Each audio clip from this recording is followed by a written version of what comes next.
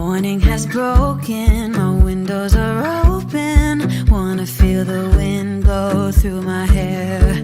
Which way do I follow? What happens tomorrow? I turn to you and hope you can guide the way. Sometimes I give up, just wanna be on my own. Even in the darkest times, you give me hope. So I lean on you when I've lost my way. I keep holding on for a better day. I lean on you when the world's astray. I left my heart open so you hear my prayer. I left my heart open so you hear my prayer.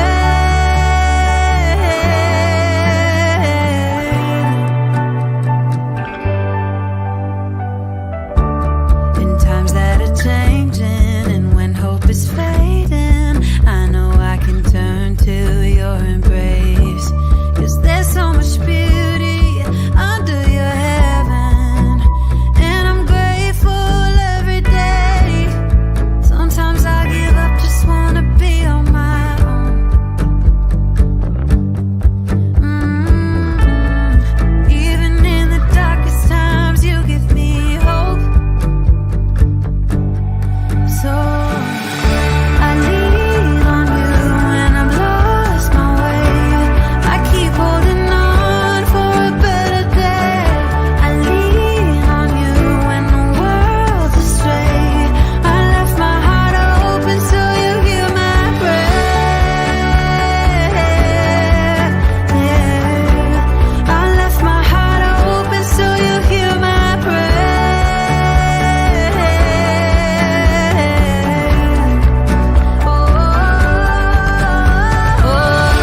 I lean on you when I lost my way. I keep holding on for a better day. I lean on you when the world's astray.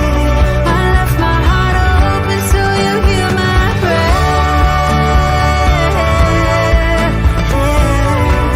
I left my heart open so you hear my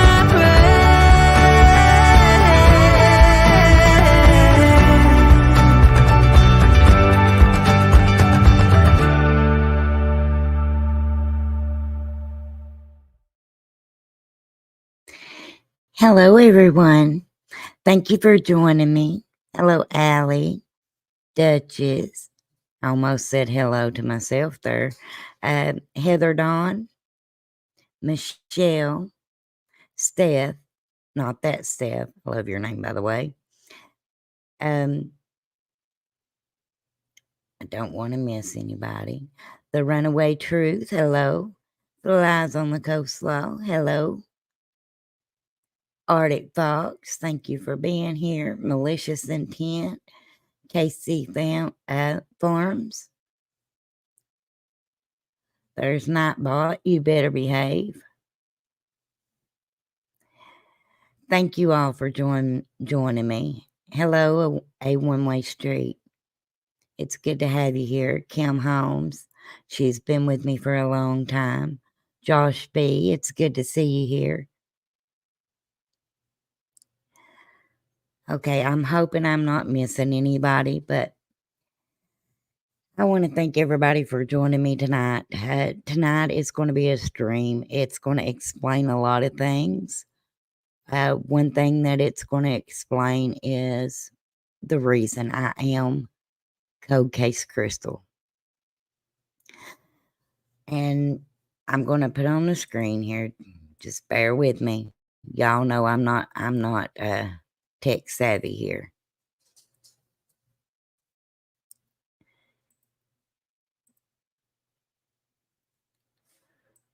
Okay. Right here is who tonight's live is about. His name is Otis Randall Abner. He was one of many sons. I want to say they were 5 boys 5 girls. And they were raised hard, had a hard upbringing. His mom passed away on Christmas Day, when a lot of people would consider themselves young. So, did not live an easy life by any means. And the reason this case is so important to me is because Otis Randall Abner is my uncle. Now, I knew him as Ball. So from here on out throughout the stream, that's what I'm going to be calling him, is Ball or Uncle Ball. It was a nickname gave to him. I'm not really sure how he got that nickname. It's just what I always knew him by. He was always really good to me. You could ask 100 different people who Ball Abner was, and you would probably get 100 different answers, because he treated individuals as individuals. Was he perfect? No, by no means. Did he make a lot of mistakes throughout his life? Yes, he did. Would he give you the shirt off his back if you needed it? Absolutely. My uncle passed away when I was 8 years old. So a lot of things that's been handed down to me, it's been from hearing family talk about it. You know, some would say hearsay. But his death was the first time it was the first time I experienced someone that I knew passing away. One of my finer memories of him was right before he passed away. My sister was born in July, and he wanted to see her. And it was sometime in August. He came to our house, and we had a fish fry and a turtle fry. Uncle Ball he was like the man you went to if you needed a turtle cleaned. And he was showing me not to fool with the turtles' heads because they could still snap. And he stuck a stick in its mouth and it snapped down on it. Of course, me being country as cornbread, I picked that stick up and made it a sword. And yeah, it might sound gross, but I played with that turtle's head for as long as I could. Another great memory that I have of my uncle is there was a little country store that was just at the end of our holler. And back then, I put a one in chat if you've ever got anything on credit or time, as they called it back then. Well, throughout the week, the store would let us get things on credit. And Mama, when she would get paid, she would go in and pay her bill up. There was several times that I was at that store and I was going to get some candy on credit. And Uncle Ball would be in there. And he would get my sister and I's candy. And we would always get a little bag of... Now, if you ain't from Kentucky, you may not know what these are, because I understand they're not sold in every state, but barbecue Grippo chips. And on the front of those chip bags was a little girl, and the little girl's name was Susie Q. So that's what he would call me and my sister Angie. He would call us Susie Q. Didn't matter what we was doing. Hey, Susie Q, what are you into? My Uncle Ball loved children. He did. Like I said, he made that trip to see my sister. It was the only time that he saw my sister. because on September the 10th, 1987, unbeknownst to him, earlier in the day, two men had been together. They had spent that entire day together. They had went from one house to another, and this is their testimony words. That's what I'm going by. One house to another, just trying to get a hold of beer, alcohol, borrowing money. At one point, borrowed $2. Later on in that, as we do these episodes, that will be important. Ran out of gas. Got somebody to cipher gasoline out of their vehicles. They went to check on a marijuana patch that was supposedly stolen of theirs. They went to several different people's houses that day. At one house, they were shown a gun. Later on, they came back to that house. The man was going to fix them something to eat. And one of the men goes outside because indoor plumbing was not a thing in 1987 in the country. Not in most homes, anyway. So he says he has to go use the bathroom. He comes back. Now, this gun was stored in a shed on the outside. Comes back in, and all of a sudden, he doesn't have time to eat. Needs to leave. From there, these men will go to my uncle's house. Their story was they knew where a marijuana patch was that they could rob. I don't believe that. I'm telling you what I've read as their testimony so far. And they drive onto a cemetery. And in my humble opinion, one of those two men decided to play God and took my uncle's life. Now, my uncle was no pushover, which would explain why they tricked him to get him up there. Now, like I said, I was 8 years old when this happened. And as far as the events of the day, is that everything they done? I don't know. That's what they said in court they done.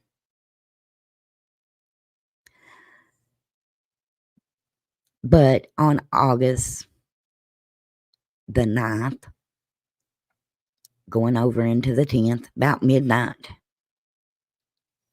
as an 8-year-old girl, I woke up with a night terror. It was the first time that I ever really can remember having a nightmare. Woke up screaming for my dad. And I told him my uncle's dead.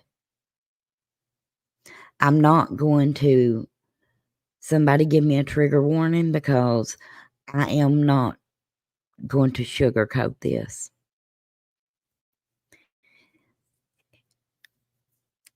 I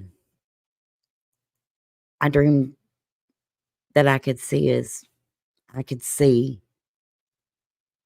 in my mind, I could see his head all over the ground. The dream bothered me. Thank you, Michelle.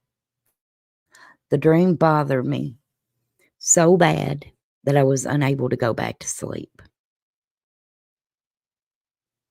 Now, I had school the next day, which would have been on a Friday morning.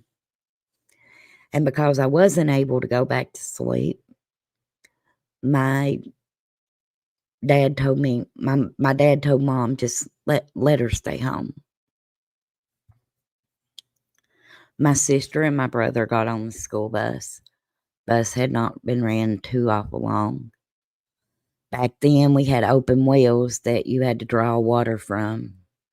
And my aunt came over to our house because her bucket had came off of the rope and fell into the well. So she came to borrow another bucket. And I remember her saying, there has been a shooting on Nan Riley Graveyard. They haven't said who it is yet, but they're supposed to give more details at 8. The distance between my aunt's house and our house was maybe a football field. And she had not even made it home till my other uncle was pulling in the driveway. And he told my dad, we need to go to Nan Riley. Everybody called my dad Duck. Said, we need to go to Nan Riley, Duck. Ball's been shot. Now, that night on that cemetery, including my uncle, there is 4 people that was there. 3 people that is confessed to being on that cemetery when it happened. But nobody saw who pulled the trigger. The girlfriend of my uncle was sitting right beside him, according to her words. Now, she told several stories, several different tales. Her first story was they went up there, that her and him, her and my uncle, were going to steal somebody at a cemetery now. Keep in mind, at a cemetery. That's not really where you plant a pot patch or a marijuana patch. But they were going to steal somebody's marijuana. When they pulled up there, she heard a bang. She ran off the hill, caught a ride with the first person going by, and they took her to her son's house where she took a shower and then called the law. That's what she told the first time. First of all, my uncle was killed not 2 miles from my home, where I live now. I pass this cemetery every single day. Not one time do I ever pass by there that I don't look up on that hill. But the chances of you catching a ride, even now, where a lot of people have got vehicles, would be slim at midnight. Well, the officer had told her that her story wasn't adding up. And that's when she tells that she was with a man named Marlowe and her son named Jeff. Her name was Jean. And the story changed again. For years, well, I don't want to get ahead of myself.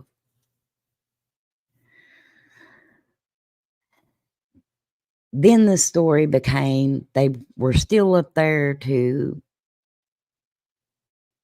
steal marijuana. But now Marlo and Jeff is up there too. And she says that she crawled out the back window in one of her statements. But yet, one of the officers' statement was the only window that was rolled down was my uncle's. I question whether she was even in the car. He was shot with a 20 gauge rifle. At the very least, what is it called? Shrapnel. I can't pronounce it good. Would have hit her if she was that close to him, in my opinion. I'm no gun expert. But there was two trials in 1 year for murder. Think that over in your head real quick. On September the 10th, 1987, my uncle was shot and murdered on a cemetery. By November the 18th, I think it was, the first trial was over. Guilty. Then Marlo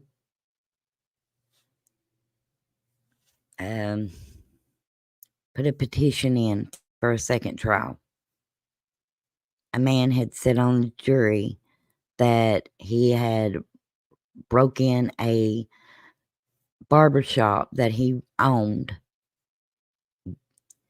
and that, with lies on the stand, got him a second trial.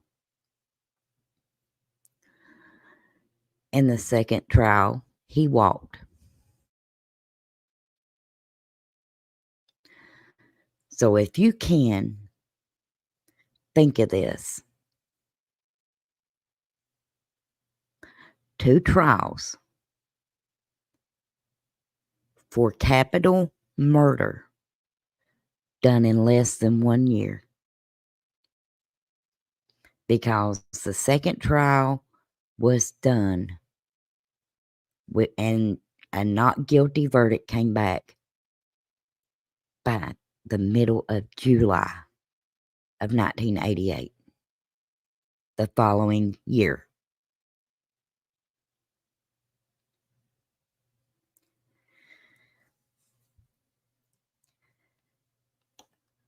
I wanted to do this first because I want you all to know who he was to me. I have went through several names on YouTube. I started out with Coldcasecrystal, of course. It was fitting because I consider his case a cold case. I don't consider it a closed case. And here is my lovely friend, Michelle. Now, Michelle has been with me the whole time here trying to get FOIAs, and we've ran into quite a few interesting things, haven't we, Michelle? Yes, we have. You told me it was difficult. I had no idea. See, before I got to know this wonderful lady on my screen, I had told her and Duchess, I've tried to FOIA my uncle's case, never can get the records. For years, I tried to get these records. I've got some of them now. But Michelle, go ahead, Michelle. Tell them what you went through to get them records. Oh, goodness. I had put in a request for the records, and was not getting an answer back. So I called the courthouse, and the woman told me she didn't even know what a FOIA was. So I explained to her what a FOIA was. And she told me I would have to talk to Mr. Helton to get those records. He would not get on the phone with me. He would not return an email. And this went on for a while. And I kept calling in, trying to get him on the phone. And the woman was very hateful. I finally got a woman named Lily on the phone. And she told me that those records were in the archives in Frankfort, Kentucky. And she went to her little card catalog and gave me the location they were supposed to be in for me to submit a request. I did that. When they finally came back to me, they told me that those records had been sent back to the courthouse in March of 2011. So I called Lily back and told her what they said. And she said, okay, well, let me go look. She came back and said, we don't have those records. They're not here. And I said, well, I guess now it'll be a discussion on corruption in Kentucky, and I'll try to keep your name out of it. She puts me on hold again for about 8 or 9 minutes, comes back, and she's found the records. It took That was me, quick. yeah, wasn't that quick for somebody that didn't have them? It took me, about 3 months to finally get that far? Yes. Yes. So I called Crystal and I said, Crystal, they're there. Go, go, go. And when I walked in, you should have seen the look on their face when they seen it was me and not Michelle. I'd love to have seen it. Oh, but they had you talk also about told us blood that and morning. leaving people. Oh yeah, that morning they had told us that those records had to be back to Frankfort by 3 o'clock. After they'd had them all that time. Now, you would think the weirdness would stop there. Put a 1 in chat if you would think, okay, they got a hold of the. Now we were only doing a FOIA on Marlowe's trial at that particular time, because I mean that's closed, should be open to the public. So you would think that that would have been the end of what I just want to call corruption. I mean, but no, it wasn't. It didn't stop there, because we recently did a FOIA to Kentucky State Police on a couple cases, right, Michelle? Yes, and I've had no trouble getting records for any other case. But they answered me, was that yesterday morning? Yes. And told me that because I don't live in Kentucky, I can't have the records for her uncle's case from Kentucky State Police. Now, I've already got records coming for the Redhead murders, and I don't live in Kentucky. But these records I cannot have.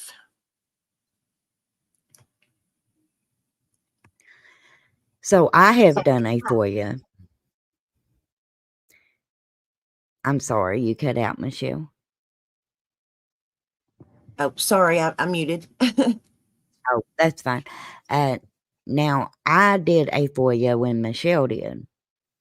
So I'm hoping, because I do live in Kentucky, they can't give me that excuse that they will, that they'll be able to give them to me. And now I know what some people may be saying. Now, why in the world would Kentucky State Police be in on covering something up? Michelle's looked through a lot of these documents with me. Oh, I have. when these people the made the answers will phone lie call, in testimony. yeah, the answers are right in the testimony. When they made the phone call, they didn't call like back in 1987. If you was going to get a hold of the police, you would dial 0. You would tell them what was going on, and then they would transfer you to where you needed to be. In this case, the sheriff's department or police station. No, that ain't how this went down, did it, Michelle? No, They called a Kentucky State Trooper. And why did they say that, Michelle? Why did they call him? because he was a nice guy that the man knew.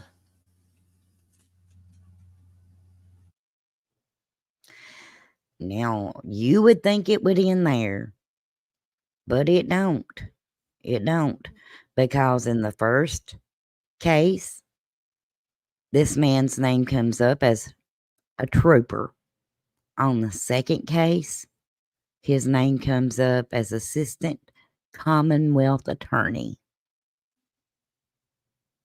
Yes, it does. There is a whole lot that I will be going. We'll have to do this in episodes because you can ask. I mean, Michelle can vouch for me. It's a lot. Just what we got already is a lot. But the other day, I made a phone call. And this is what I was told. Give me just a second. I'm going to pull it up. Because, yes, I recorded the phone call. When I called, the guy was real nice to me. Although he said he would call me back and he didn't. He was nice. But I'm going to play that phone call for you all. Give me just a second.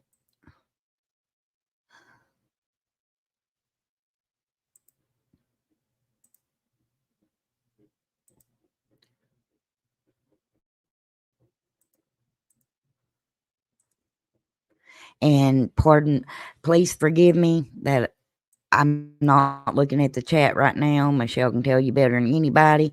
If I do, I'll get sidetracked, and I don't want to do that.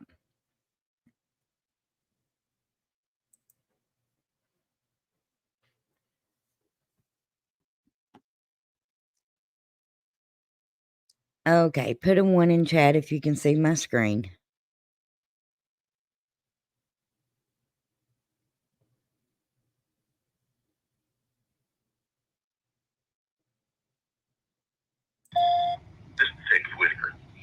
And hello, my name's Crystal, and I was wanting to know if Otis Randall Abner, he was murdered in 1987, is still on the cold case list.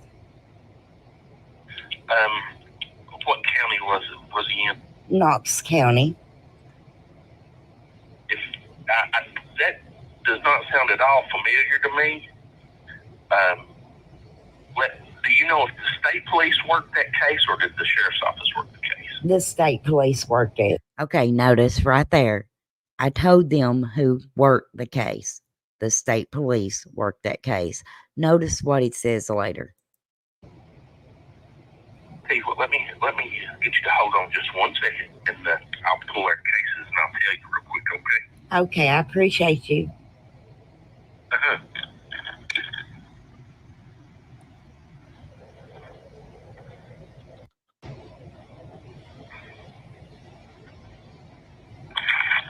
Ma'am, I did not see an 87 case with an Abner as a victim in it. Okay, so would that be, let me give you a little, can I give you a little backstory of it, and maybe you can tell me why he's not. Now keep in mind, I'm just trying to find out why he's not on the cold case list. a man that was tried for the murder. Then he got a second trial. He was found not guilty in the second trial. But yet, I mean, there's nobody ever been prosecuted for the crime. I don't know if.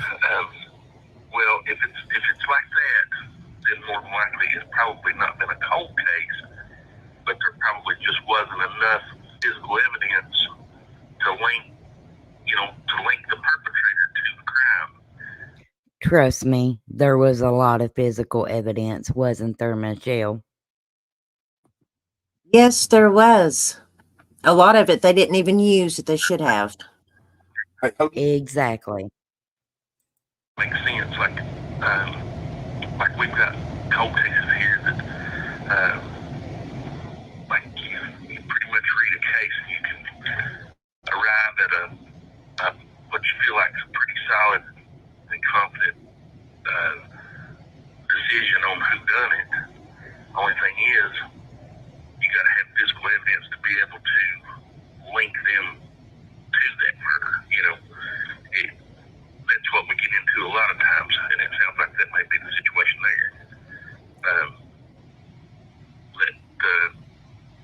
Okay, so in layman's terms, if they think they have who actually did it, but didn't have enough evidence, that don't qualify for a cold case. Is that right? It sounds like to me that if a person was tried on it, it wasn't. The detectives didn't think it was a cold case, because if it would have been a cold case at that point, it would have went on into the cold case files. You know what I'm saying? Okay. Because there wouldn't have been a suspect in it, if I'm making sense. Like if they didn't have any suspects at all in it, and that's what we normally get in cold cases. But when you sit there and you read that case, a lot of times in cold cases, those detectives have talked to people and developed suspects, but there's just not enough there for the Commonwealth attorney to say, yeah, we'll prosecute that person on this case. It sounds okay? They went to trial twice with this one guy. There's 2 other people that was on that cemetery, but because they think this one guy pulled the trigger, there's no reason to investigate. It's not a cold case. I'm just going to say this. I'm going to say this, and I didn't intend to. For everybody out there that thinks just because we may think somebody is guilty, they should be took in and tried. Well, just imagine what happens if they get off. They may not investigate it, because look at this. like to me that with this situation that there's been enough there that the prosecutors took it to court, and fought it, but a jury has either not found that person guilty, or there's not been enough physical evidence there to for a jury to render a guilty verdict. Okay, and so in those situations, is it considered a closed case? And this is where it gets weird. Well, I don't know. It would help to know who had the case. I done told him Kentucky State Police worked the case.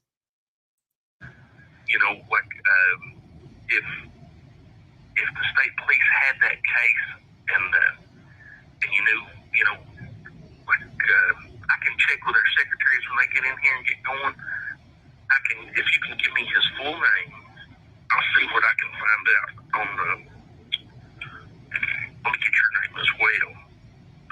And I did cut my name and my phone number out here, y'all. Okay, my name's... And I'm ready. Okay, my name is Chris.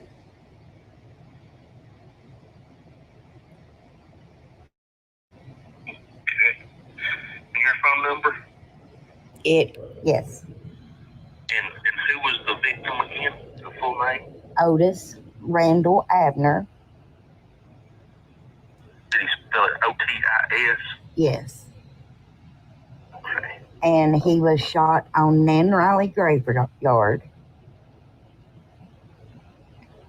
in Woolham, Kentucky, which is in Knox County. And that was in 1987. September the 10th of 1987.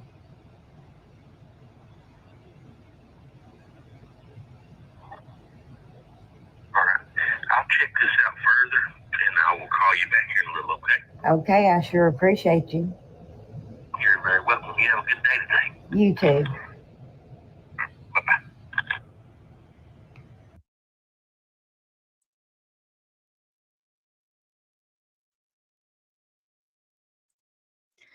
Okay, that was yesterday morning at 8:15. I have still not received a phone call. Not one. Crystal, was he ever on the code case list? He was. When did he get pulled off? Yes. Do you know? I know he's been off since 2011 because that's what's weird about the files being brought back to the county in 2011. I know it was a little bit before that he was pulled off because my cousin, who has agreed to come on and talk about this case, she wants to look at these files. And I completely understand that. That's the reason I'm being real particular about what I am putting out right now. But me and her are going to sit down next week. She's going to, because she works and we don't live close together. We're about 2 hours away from each other. But she wants to look through everything. She does want to come on. She's mad, and I don't blame her. She deserves answers. But in 2011, she went to the news because they were considering it a closed case, and she wanted answers. She wanted to know who killed her dad. Why did they just leave it there? Just a second.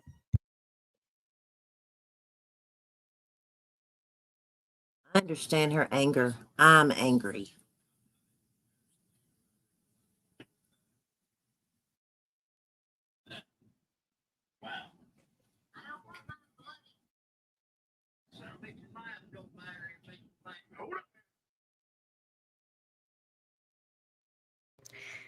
Okay, I'm sorry. Kids come in.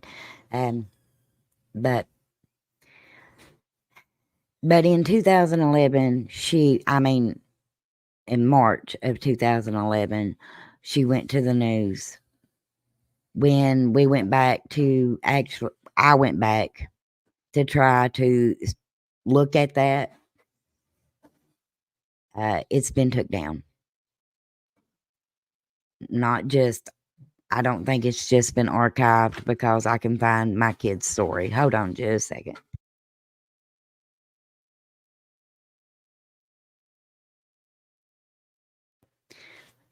But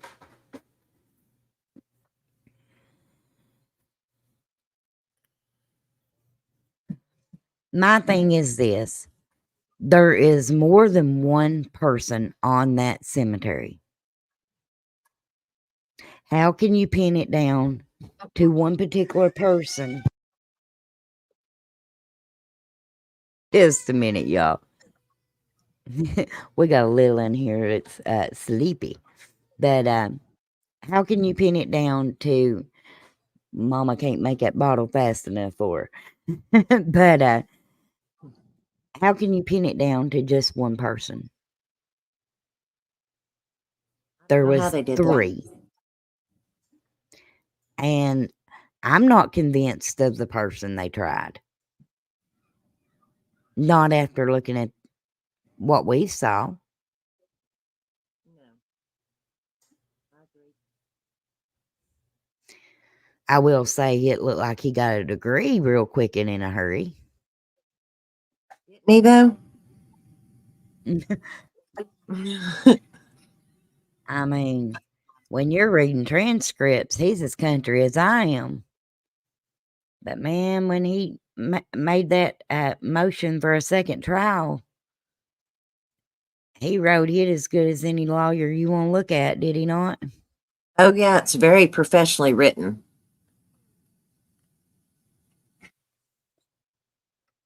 Okay, I know I've missed stuff in the chat. Let me go back. I'm going to, if you see anything, Michelle, just point it out. You know most of the answers yourself, too. Let's see. Somebody had asked about, was there any photos? I think it was Duchess.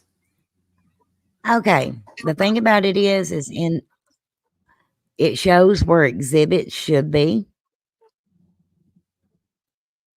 but there was none in these files. No photos, nothing like that. And yes, I understand the double jeopardy law won't let him be tried. But like I said, Jeff and Jean, they got off scot-free too. And you got to keep in mind, they left the scene of the crime, drove 20 minutes away. She says she took a shower because blood and, well, brain matter was in her hair. And then a guy riding on a horse for no apparent reason at the middle of the night called the law for them, which not the law, you all, called a state trooper that he knew.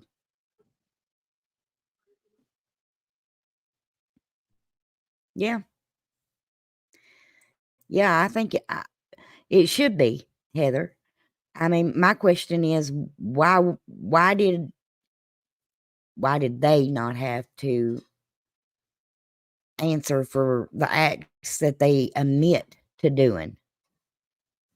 The shower, leaving the scene of a crime. It wasn't even them that called the law. And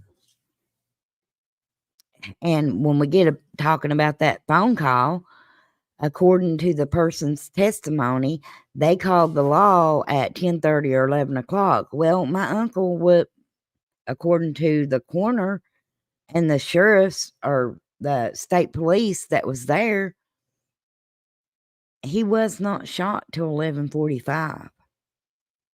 Roundabout. So how do you Amethyst, call? Jean said that she was covered with that stuff. Nobody knows for sure except the men that were with her. Yeah. She actually said that herself. And just a second, I think I can pull that up. I think that would be all right. Just a second. I mean, their words, right? Okay. Give me just a moment. Bear with me.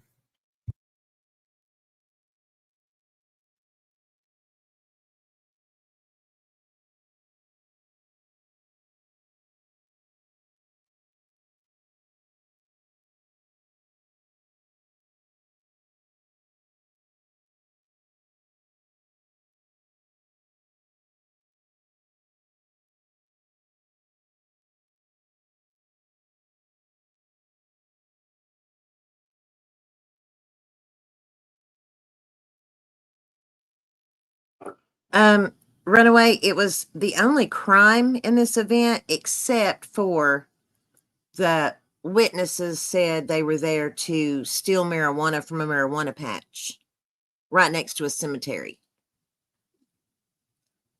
It's not believable.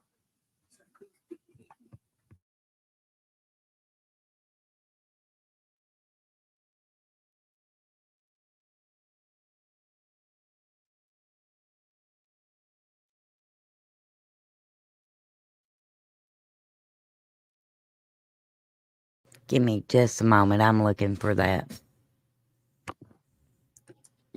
Heather, yes, it was definitely BS for sure.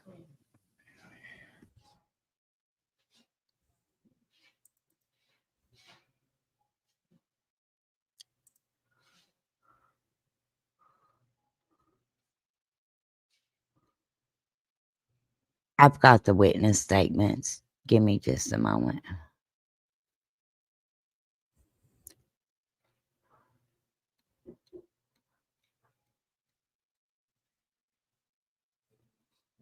Okay.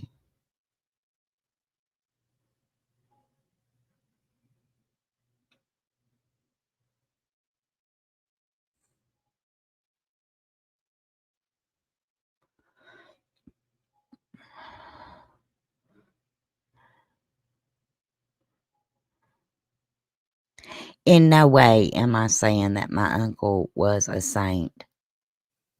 But I will say that other people have said earlier in that day they saw him at this little country store with a wad of money.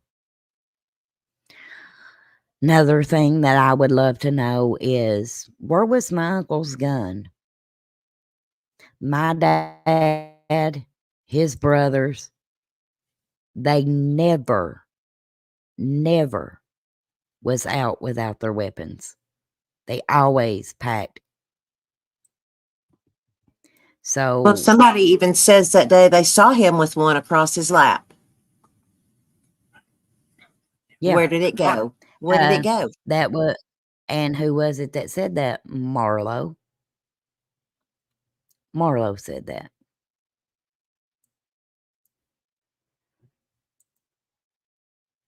Okay, here it is. Here's just one of them. Okay, and here's hers. Okay.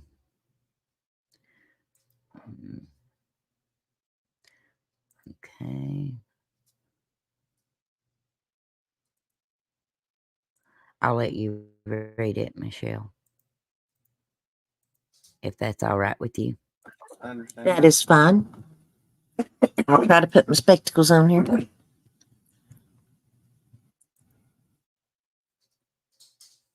Oh, mercy. It's this one. It's official every day. Okay. My goodness. This was Gene Crawford's statement to the trooper with the Kentucky State Police. Around 9 p.m. or 9:30 p.m., Marlo Brock and my son Jeff come to my house. I don't know where me and Otis were. They didn't seem to. I can't see that word. Your logo's over it.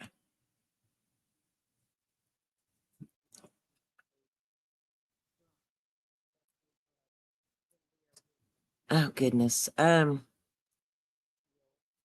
they had some beer. They didn't seem drunk, is what it said. Okay. I didn't know I was muted. I'll try to read it. That's okay.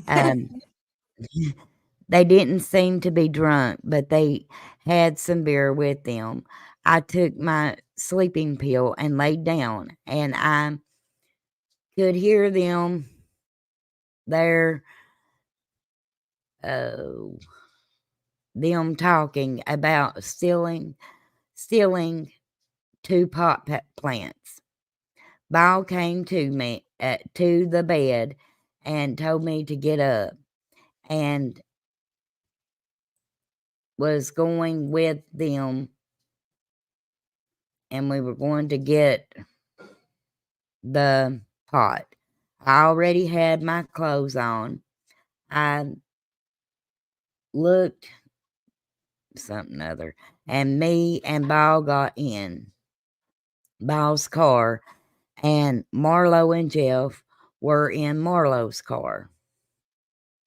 We followed them up in the cemetery. Marlowe and Jeff was already there, and Ball pulled up on the hill and turned around. We pulled pretty close to Marlowe's car, but his car was long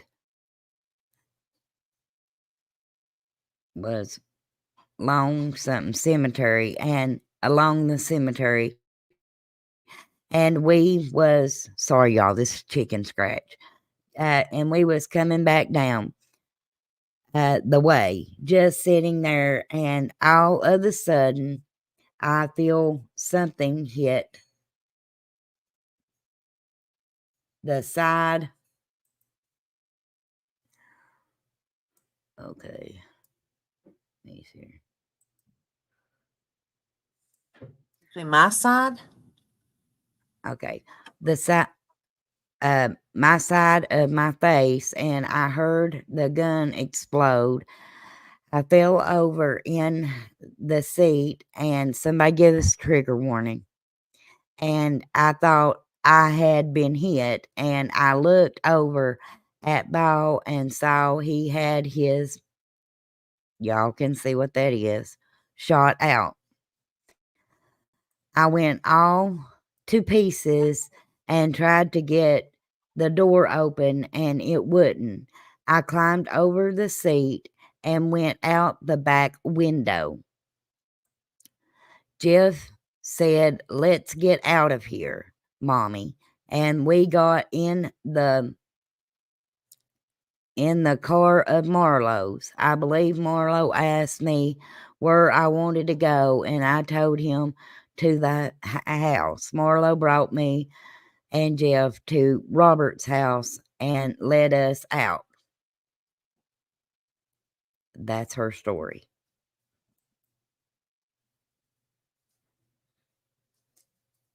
Yeah, And it y'all- looked Chinese in person, Allie. It did. Keep in mind, Jeff is 23 years old when he's calling her mommy all the time. I mean, I just think that's weird.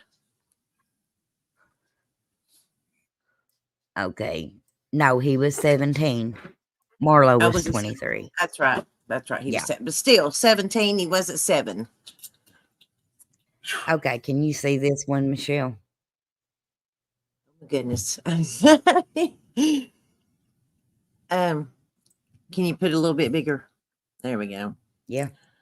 This is Jeff Crawford's statement to the trooper Dwight Barnett. Me and Marlowe got in his car, and Mommy got in Ball's car. Marlowe was in front and got to the graveyard ahead of Ball and Mommy. Marlowe, okay, just, yeah, pulled. You can make it just a little smaller. That way I can see the whole thing. How's that? Marlowe pulled up, then back. That's good. To the right up into the cemetery, I'm Corner. guessing. Corner. No, it's corner. Okay, right into the corner, and Ball turned his car towards, headed back out and parked. On the way up there, Marlowe just talked about getting the pot and selling it. There was supposed to be about 40 plants. I started rolling me a cigarette, and I lost it. And Right here. okay, I had just rolled it. Okay, wait a minute. Yeah. And when Ball got parked, Marlowe had already got out Then I got out, went over to Ball's car to get a light for the cigarette I had just rolled. And while Ball was getting his lighter out, I walked back over to Marlowe's car to get my beer. That's when I heard a shot and thrown my beer and looked over and saw Marlowe reloading a shotgun. I said, Marlowe, let's get out of here. I got Mommy out of Ball's car. I believe he was going to shoot him again. I said, let's get out of here. And we all got in Marlowe's car, and he asked where we wanted to go. I said, take us down to Roberts, and he did. On the way to Robert's house, Marlowe just said that Ball had it coming to him. I knew that Marlowe had The shotgun. the shotgun. Well, this is different than what I read before, too. Mm-hmm. He got it sometime during the day, but I don't know where. I think it's where. I think it was a pump shotgun. Was pump shotgun. He's saying he showed me 2 yellow shells, number 4 shots.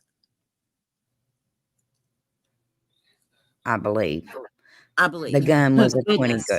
the gun was a 20 gauge. Oh my goodness. Yeah, it's hard to read, y'all. It's chicken scratch. You're right, Arctic, it does. But Jean says that she said to take them home. And Jeff comes back and says, I told him to take us to Roberts. Now, which one told Marlowe where to take them? Yeah. And it sounds like you listened to Jeff, don't it? Yes. You're right. Set up. Yeah. Now, keep in mind that roll of money that some people say they saw my uncle have earlier in the day wasn't on his persons when they found his body. No. Nor was his own gun. I'd like to know what happened to that gun. Because like I said, I have never known. For instance, my dad slept with his 45 under his pillow every night. His brothers, I mean, apple don't fall far from the tree, you all. They were all alike. Even Marlowe's statement was when the 2 times he seen him that Uncle Ball had a sawed off or had a short sawed off shotgun in his lap both times that he saw him. That would be correct. Yeah. So where They did he go? always carried. So where was that? That's a good question. Oh, yes, TK, it was. And let me show you what they did. Just I have questions about this too.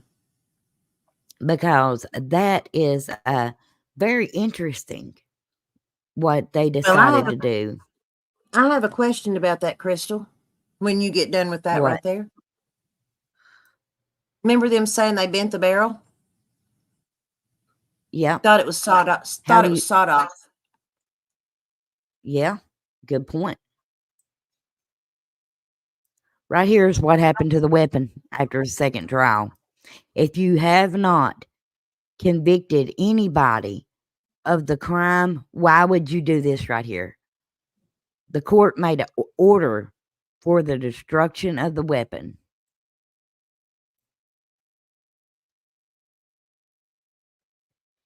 Due to the above fact. Go ahead. Due to the fact that the above named defendant Marlowe was tried and found not guilty by a jury in the Knox County Circuit Court on July the 10th through July the 12th, 2 days. That's what you gave him.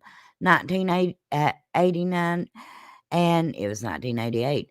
And that one Remington Winchester model 807 sawed-off shotgun serial number was introduced into evidence and is now in the possession of Evelyn.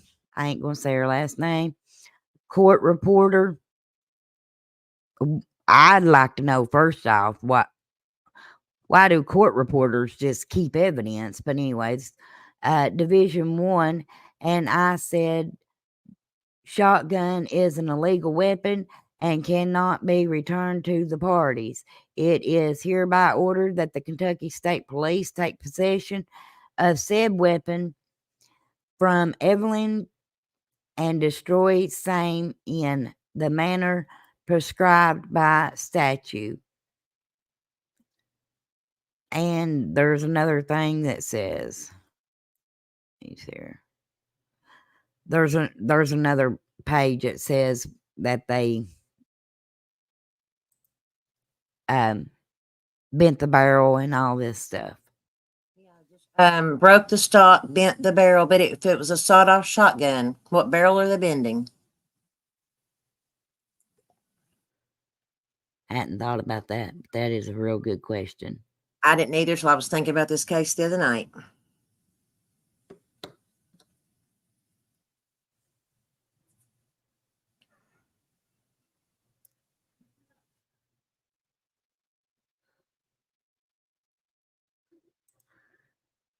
Yeah, me too. This I'm very, very passionate about. But there is a lot more. There is a lot more. Oh, there is. It's mind-blowing.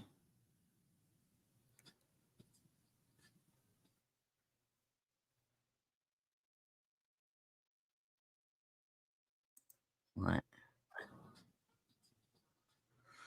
20 gauge yellow, 12 gauge can be many colors, but never yellow. It was a 20 gauge. But he was talking about the shells, wasn't he, Michelle? Yeah, he was. Because they were number 4 shots. I kind of take note of who knows about the weapon. I mean, he even knew it was a number 4 shot. Well, exactly. And how you gonna know that? By just looking at the shell from a distance. And it's a very good question. But I mean, that also goes to say, how do you know to call the law?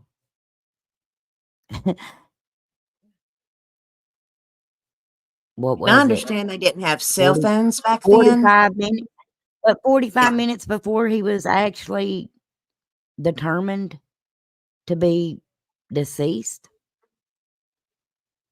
I mean, that I don't understand that.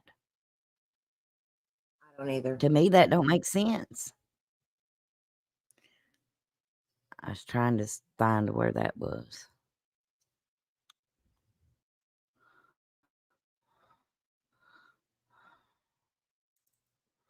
Okay.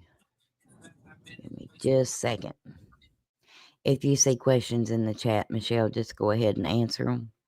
I will. You know as much about this paperwork as I do right now. I'm going to look for this.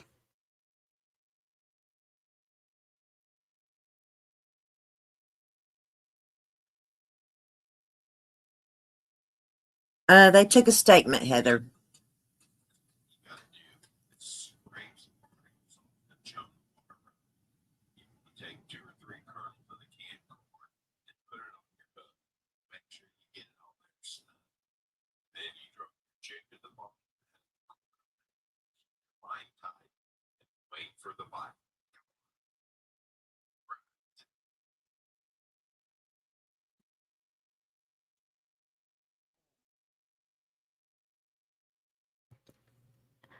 What do you think, Michelle, about us Um, reading where he did the motion to dismiss? we Pro can do se. that. Cherokee Girl has a question. Is there any mention of stippling? I'm not No. sure. No. No. It did talk about Uncle Ball, the market, it being close range, and leaving the burns on his face, but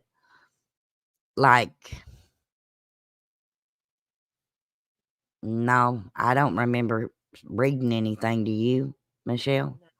No, I don't remember that being mentioned at all. Okay, here we go.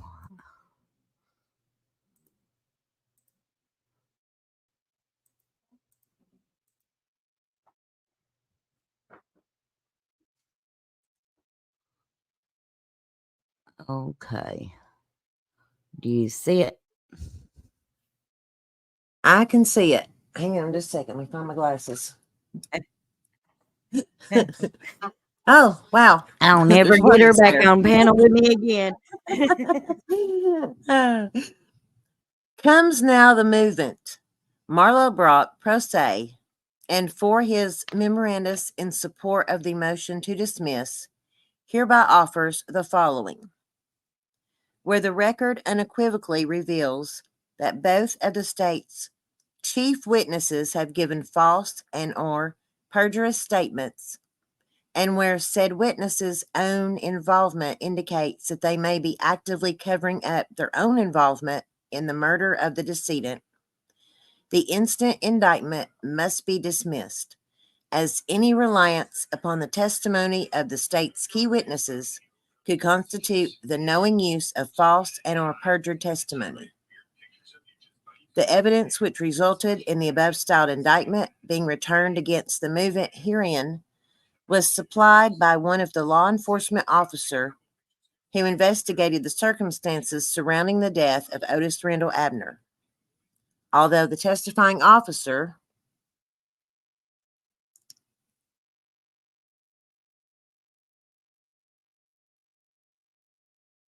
is not clearly identified on the record, Danny Evans, he is referred to by the Commonwealth's attorney as Trooper, and for the purposes of this motion will be so referenced.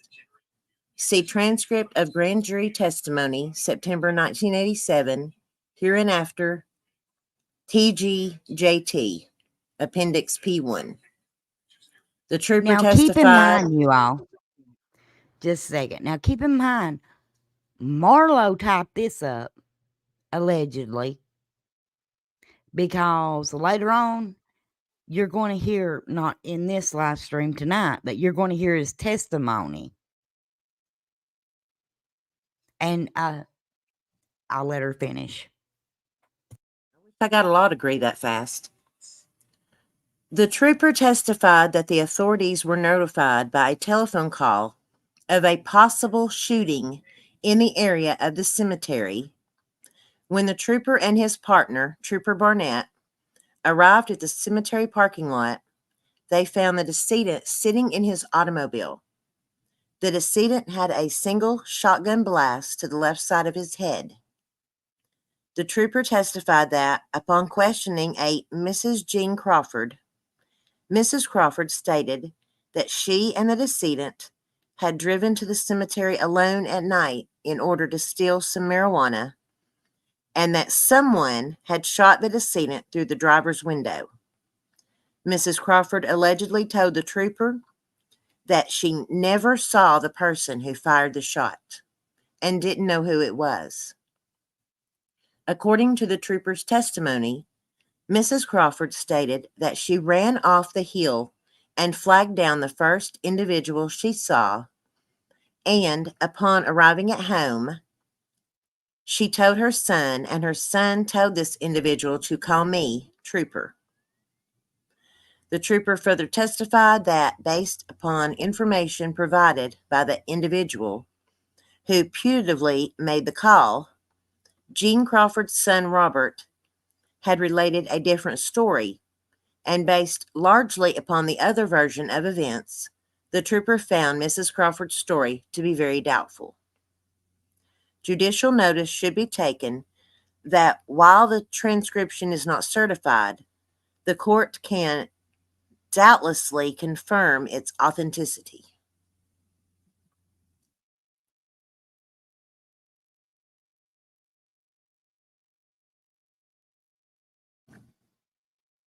Stating that Mrs. Crawford was lying to me at first, the trooper testified that Mrs. Crawford subsequently changed her story to one implicating the movant, Marlo Brock. According to the latter scenario, Mrs. Crawford related to the trooper that she, the decedent, Marlo Brock, the movant, and Mrs. Crawford's son Jeff had all gone to the cemetery where a pot patch was. Apparently, the decedent and Mrs. Crawford had been in one car, and Jeff was riding with the movant. Shortly after parking, Mrs. Crawford allegedly stated that she heard a shotgun blast. Proceeding from that point to relate the story in the words of Jeff Crawford, who, according to the trooper, was pretty open, and according to this version of events, Jeff Crawford indicated that it was the movant, Marlo Brock, who shot the decedent.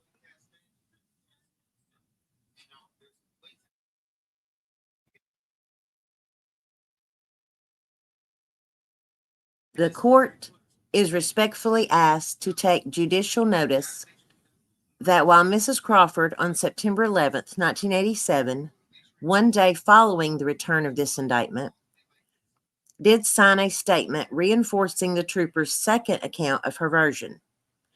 Mrs. Crawford's signed statements, as well as the trooper's account, stopped short of any remarks that the movement had anything to do with the death of the decedent.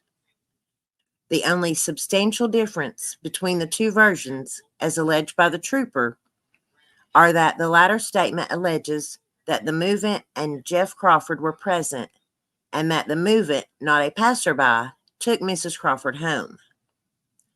Jeff Crawford also signed a sworn statement on September 11th, 1987, and his statement complemented the version given by the trooper in testimony before the grand jury the previous day.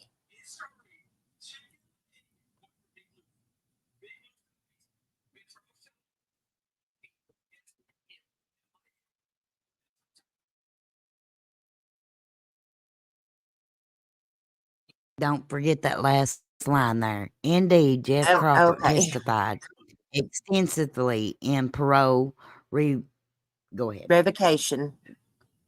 Parole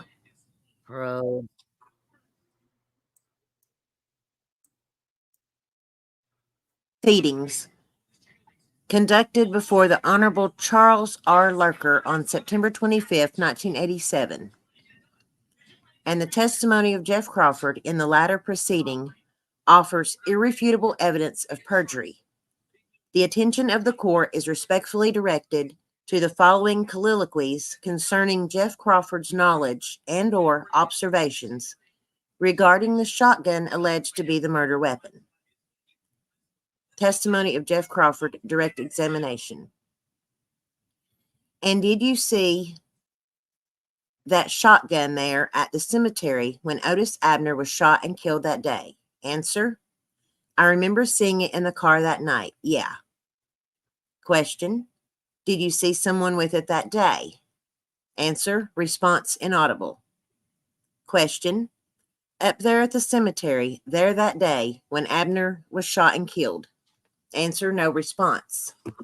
Question: did you see Marlo Brock with it up there at the cemetery that day? Answer: yeah.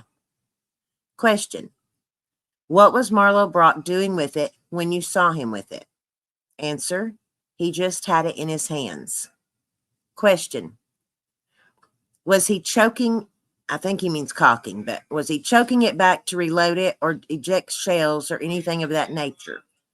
Answer. He ejected a shell. Yeah. Question. He ejected a shell? Answer. Yeah. The foregoing testimony coaxed from Jeff Crawford was consistent with Crawford's September 11th, 1987 written statement.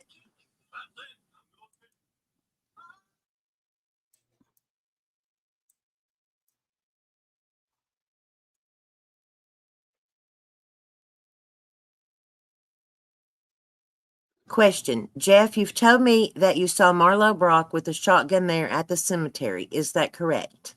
Answer. I did say that. If I said it, I guess I did. Yeah.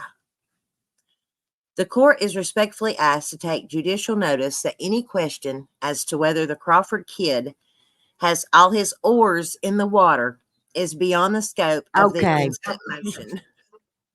Oh, Yes, Lord. you all did hear that, and I'm sorry. Oh, Okay. It's just not often that you hear all his oars in the water in a in emotion. emotion, but it's in this one.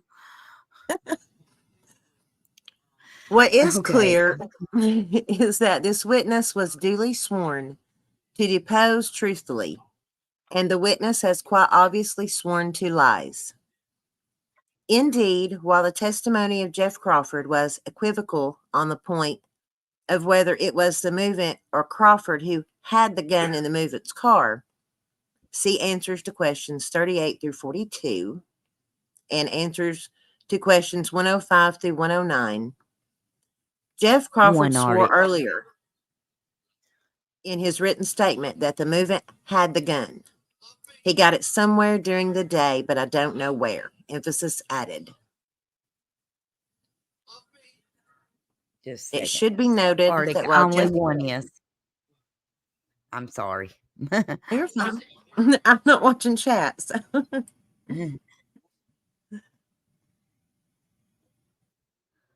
I'm at the bottom. Do I? Okay. Okay. That's what I was trying to figure out. Okay. It should be noted that while Jeff Crawford swore above that he didn't know where the movement got the gun, in his testimony before the probation hearing, Jeff Crawford identified the shotgun in question as being the one that he had seen earlier in the day of the shooting at Kenneth Brock's house in the possession of a Jesse Smith. Quite obviously, Jeff Crawford declared perjurously that he didn't know where the gun came from, and it is quite likely that he lied in swearing that the movement had possession of the gun. This much is certain. Jeff Crawford was intimately familiar with that shotgun and its ammunition, for in his written statement, Jeff included the following information. I think it was a pump shotgun. He showed me 2 yellow shells, number 4 shot, I believe.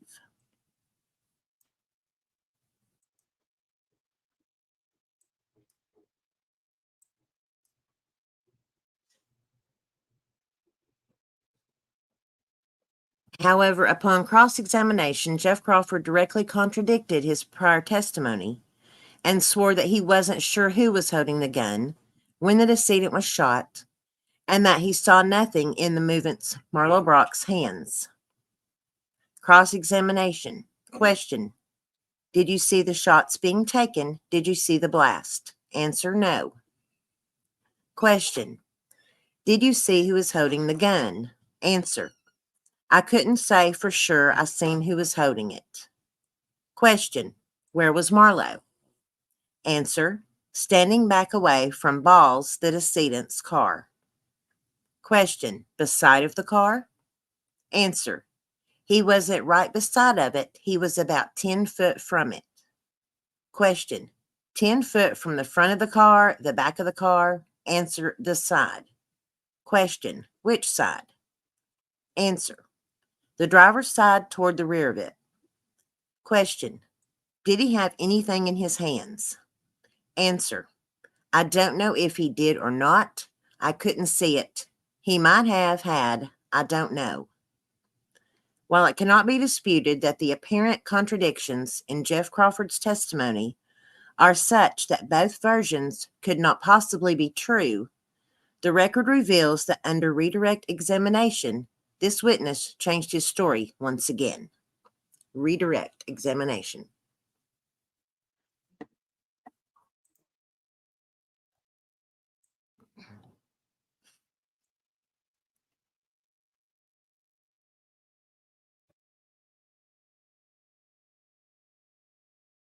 I think this is the same one we just. This was what we just read. Okay. But, I mean, he was supposed to have written this himself. But when you hear him on the stand, this is not the vocabulary of the man that stopped this. No way. No. He had help with this. A lot of help with this. He was 23 at the time he Yeah. wrote it, supposedly. Was there any indication of a spray pattern on the car? I guess we'll find that out if KSP sends us the FOIA.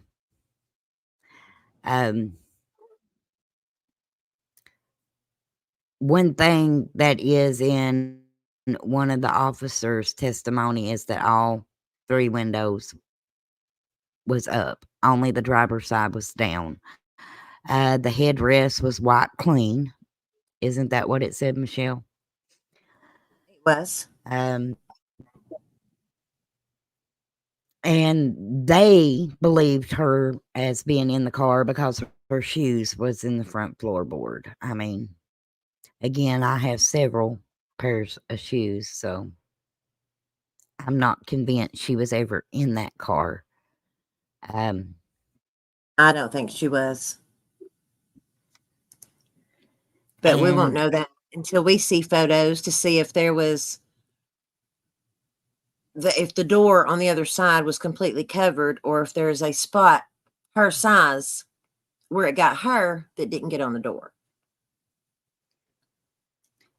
Yeah, Dutchie, they didn't test him for almost, I think it was 12 hours later. Like 12 hours after the cops got there and his name was dropped and everything. The driver's side window was down. The other 3 windows was up.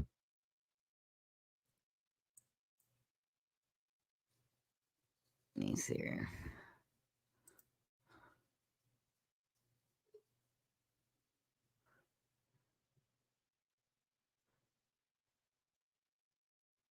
Didn't you say there was something about both passenger doors?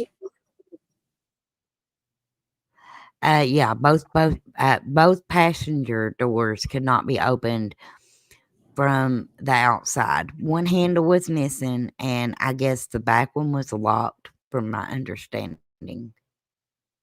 So how'd she get out of the car? Well, she said she went out a window. So did she turn around and roll that window back up? Because, other places in it, I personally think they say it like this because they need to explain why Jeff had blood on him, but he's helping her out of the car. So which was it? I mean, their stories never line up, but yet they're never tried. They're never hit with perjury. Nothing like that.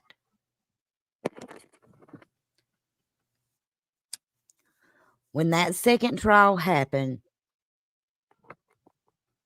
it's like case closed. No investigating it. No trying to find out what happened on September the 10th, 1987. No closure for my family. No closure for his kids. And to get answers has been like pulling teeth. It has been. I mean, just to get the files that I have got. It took Michelle being the one 3 to months ask and a for good it. threat. 3 months and a good threat. Yeah. Yeah. Kim, Jean is still alive, correct, Crystal? Well, I heard yesterday when I was talking to another family member that she's not. I can't answer that 100%. If so, that makes 2. Karma did That come would for be these alive. people, y'all. Every one of them Yeah. had something horrible Karma happen to them, came and they lived through it in a bad way. like a can't walk kind of way. Yep.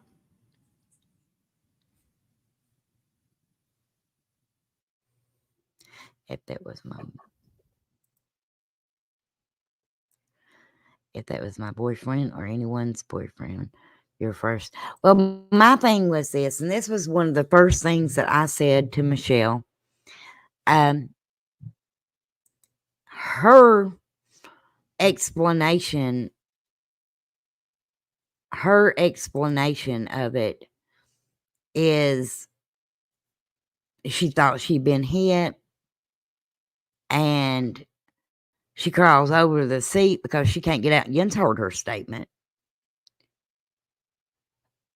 Put a 1 in this chat if you think that the owner of the marijuana patch is shooting at you, because there's another thing it says she thought that, ain't it, Michelle? Something like that.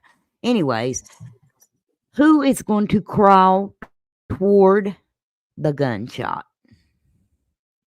Or are you going to dunk down in the floorboard? That's what I'd have been doing. I'd have hit the floorboard. I'm not Yeah. crawling over seat toward the shots. I will keep my head down. And she also says, I mean, I know it's common sense, and we've all watched TV shows and movies. If you are shot, especially close range enough to leave powder burns on your head, it's immediately going to knock you over. The sheer force of the blast. She also says at one point when she goes to climb over the seat, he's still sitting up. He hasn't slumped yet.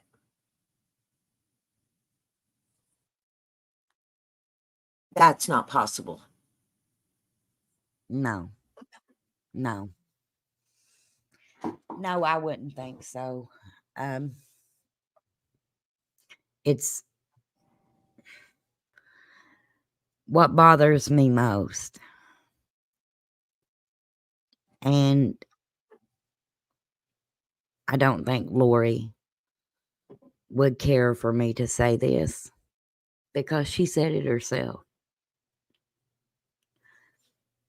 They shot him like a dog and left him on a cemetery. They just left him there. A runaway truth. Runaway truth. He was sitting in his car. Yeah. He had fed these people prior. You know, when they went to his house, when they get on the stand talking about it, he had fed them.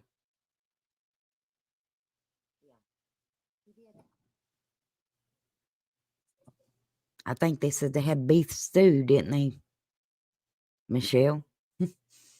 I'm pretty sure that's what they said that he had made for him.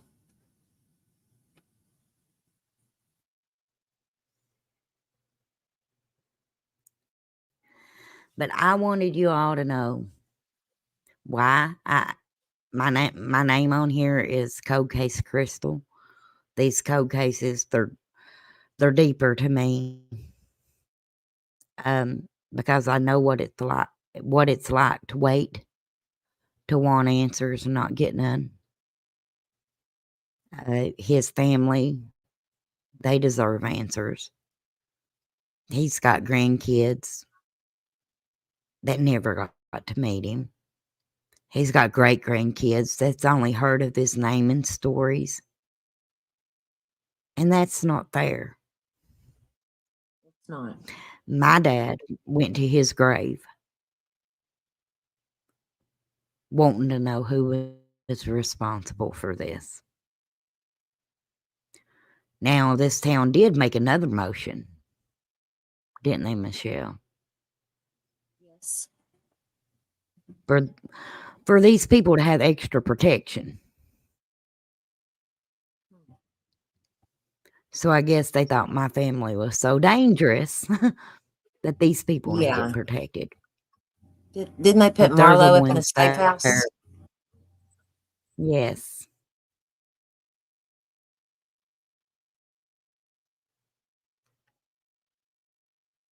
I mean, What happened to Jeff? he got lightning struck a tree and fell on him.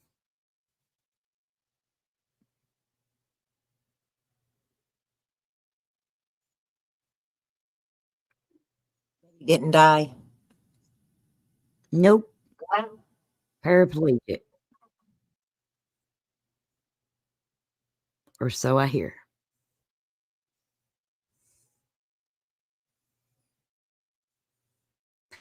Thank you, Arctic.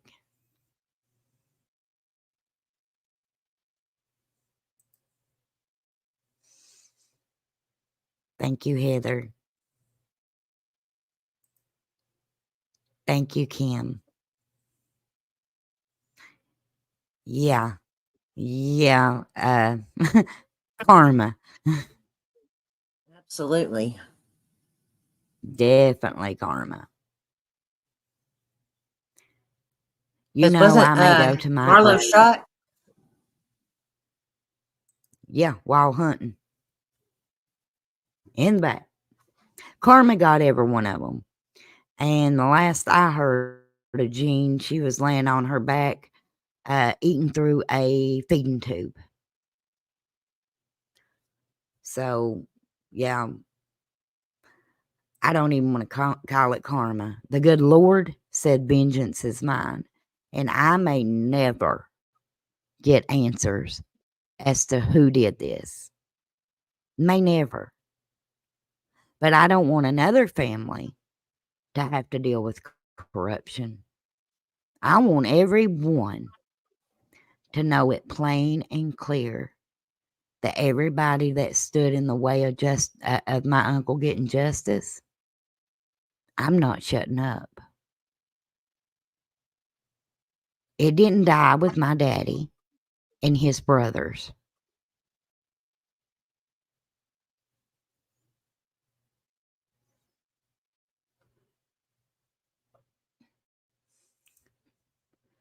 You know, I'll be right there Personally, my beside you, opinion. fighting with you. So very many people have actual answers to whom committed crimes, but are reluctant to come forward. Coming forward is hard. Coming forward publicly online, even more difficult, in my opinion. Yes, it is. Yeah. I don't think people that runs in crowd, I mean, if you will get on a stand and perjure yourself and say you didn't see who pulled the trigger, your moral compass is not up there high enough to be coming out and just telling the truth. But I will say this, my God knows exactly who did it. So things that's happened through the years, I mean, we can call it karma all day long, but the Lord says, vengeance is mine. Vengeance is not what I seek. I want the world to know my uncle did exist. And justice wasn't served. This case was not handled correctly. For one thing, a capital murder case should not be tried twice in 1 year. Point blank. They should have done better. Our family deserved them to do their job better, to take it serious, not to write it off as to be frank, an alcoholic was killed. Because that's not what he was. He was not the only thing that he was. He was a father, a grandfather, a friend, a brother. He was my uncle. And he was loved. So I guess I'm going to end this here. Like I said, it'll be a few episodes, but trust me, it will take a few episodes, and I want you all to be able to digest what I'm putting out here for you.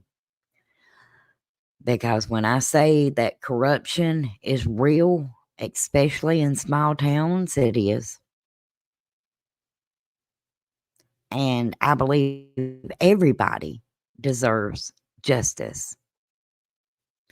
Now, earlier, Michelle was talking about they said that he was up there, that they were up there to steal marijuana, somebody's pot patch. But when they looked at in the grand jury, when they looked at the evidence in the car, Michelle, what was found in the trunk? Only a little residue. That's it. And he had marijuana. In my opinion, he was up there to sell it. Yeah, and he was robbed. You don't have to steal something you've already got. I mean, I'm not gonna lie one way or another. Yeah, I'd say he was up there to sell marijuana. But now, before I get off here, because I always want to show this, Michelle, what all had they done that day? They've been looking for money, hadn't they? Looking for money here, there, and everywhere for fuel and beer. I mean, one house right after another. Broke as jokes. It ran out of gas. I mean, but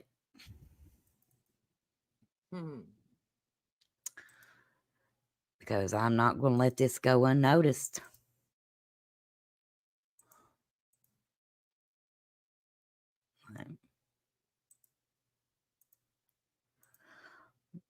However, you may put a 1 in chat if you've heard about those little envelopes. They put your personal items in when you're arrested and you get bailed out. Let me see how many people knows about those little brown envelopes.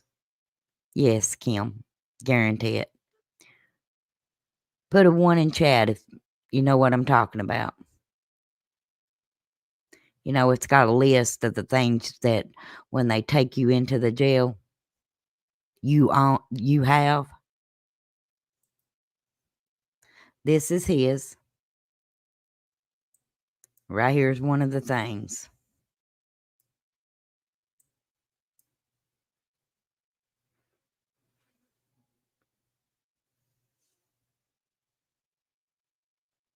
I'd like for somebody to tell me if they could carry that much money on their person, in their wallet, in their pockets.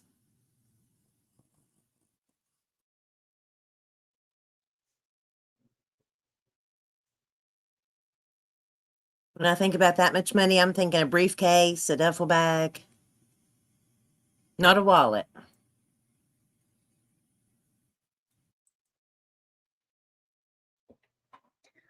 But how much was Marlowe's bond? $500,000. Oh, the exact same amount.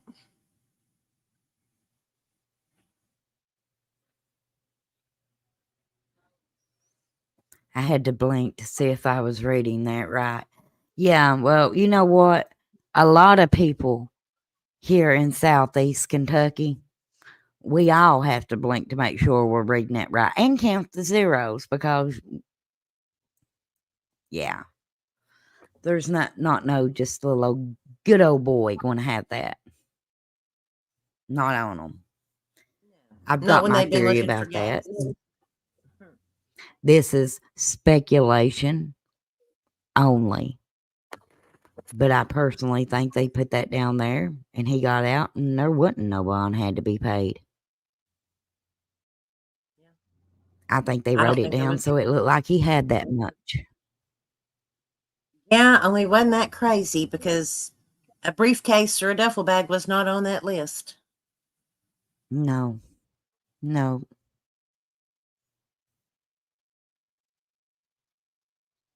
Yeah, Kim. $500,000.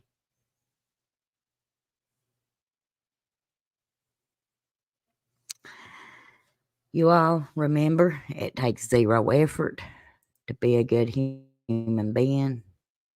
I thank y'all for hanging in here with me. It went a little longer than I intended for it to, but next week I will be doing another episode, and hopefully that episode will be with his daughter. I love you all. Till next time. I know you told your friend you're not okay, and tell me what's wrong and why you never said you felt that way. And guess you're trying to stay strong and fake a smile until I look away. But I've known you too long, it hurts to watch your blue eyes fade to gray as you fade away, as you fade away. Yeah, I'm about to fade away, cause every time I wake up I feel like it's Monday. Something's going wrong with all the chemicals up in my brain. All of a sudden I don't look at anything the same way. Got a buildup of my thoughts sitting in an ashtray. I'm sorry that I'm so inconvenient, okay. Just let me be me and I'll stay out of your way. I can see the way you look at me, I'm such a disgrace. I never really asked to be brought into this place. You wanna love me? Well then baby I have a taste. All the highs and the lows, no you'll never be the same. I don't really wanna hurt you but I can't control the pain. If you're sticking by my side maybe we could be okay. Okay, maybe you could be the change I need today. I promise that I've never felt this way. I really hope that you will choose to stay through all the pain. I know you told your friend you're not okay, and tell me what's wrong and why you never said you felt that way. And guess you're trying to stay strong and fake a smile until I look away. But I've known you too long, it hurts to watch your blue eyes fade to gray as you fade away, as you fade away. As you fade away.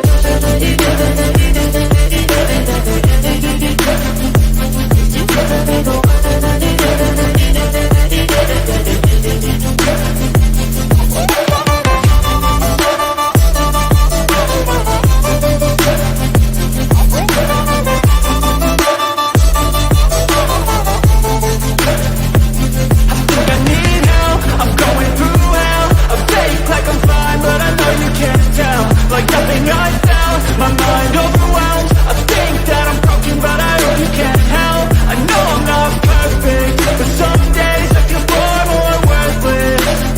Baby, you make me feel nervous.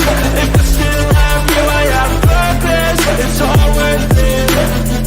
I know you told your friend you're not okay, and tell me what's wrong and why you never said you felt that way. I guess you're trying to stay strong and fake a smile until I look away. But I've known you too long, it hurts to watch your blue eyes fade to gray as you fade away.